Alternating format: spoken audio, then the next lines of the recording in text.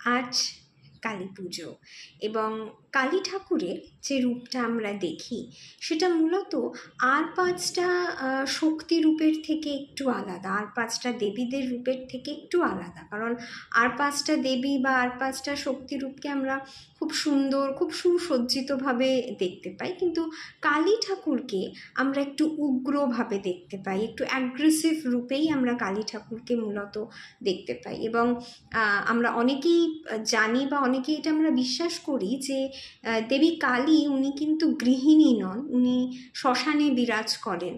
তো মা কালীর এই উগ্র রূপটা আমাদের যেটা শেখানোর চেষ্টা করে সেটা হচ্ছে জীবনের এই অপ্রিয় সত্যিগুলোকে মা কালীর এই উগ্র রূপে তুলে ধরা হয়েছে। আমরা সবাই জানি যে জীবনের সত্যিগুলো কিন্তু সবসময় খুব একটা সুন্দর হয় না।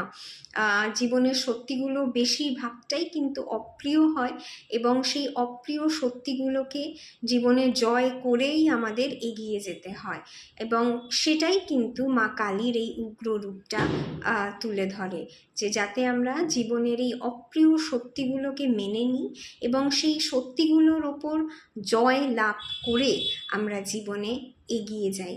আর সেটা যদি আমরা করতে পারি তাহলে অবশ্যই আমরা জীবনে কিন্তু উন্নতিও প্রাপ্তি করব।